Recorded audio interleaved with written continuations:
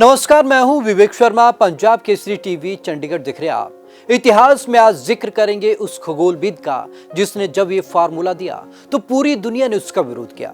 आज हम बात कर रहे हैं गैलीलियो गैलीली की।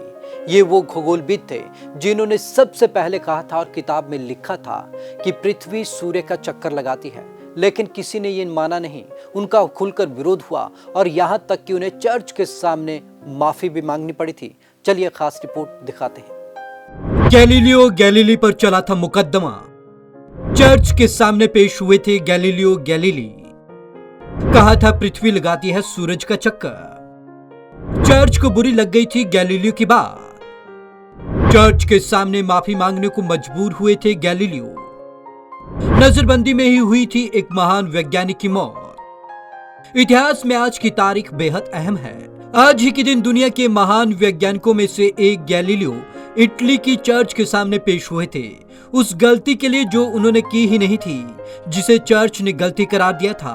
वही चर्च जिसने गैलीलियो की मौत के 350 साल बाद अपनी गलती कबूली थी।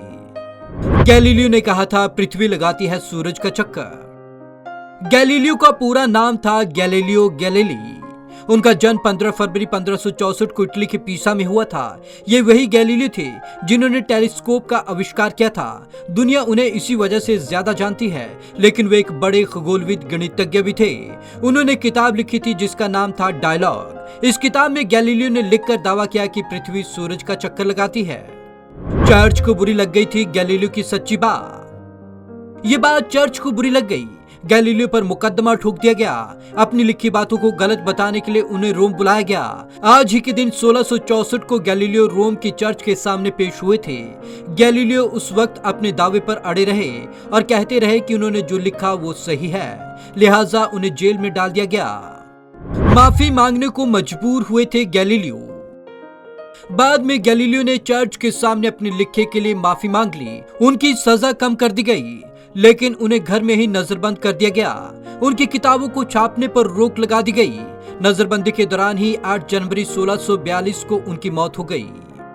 मौत के 300 साल बाद चर्च ने मानी थी गलती।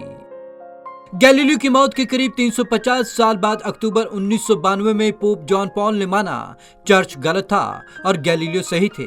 उनका कहना था कि चर्च ने ठीक नहीं किया। स्टीफन हॉकिंग्स और एल्बर्ट आइंस्टाइन जैसे वैज्ञानिक उन्हें फादर ऑफ मॉडर्न साइंस कहा करते थे।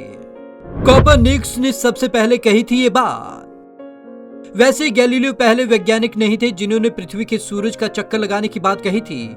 उनके पहले पोलैंड के गणितज्ञ निकोलस कोपरनिकस ने बात कही थी। उन्होंने सबसे पहले कहा था कि पृथ्वी सूरज के चक्कर लगाती है, लेकिन उन्होंने इस बात को सिर्फ कहा, लिखा नहीं।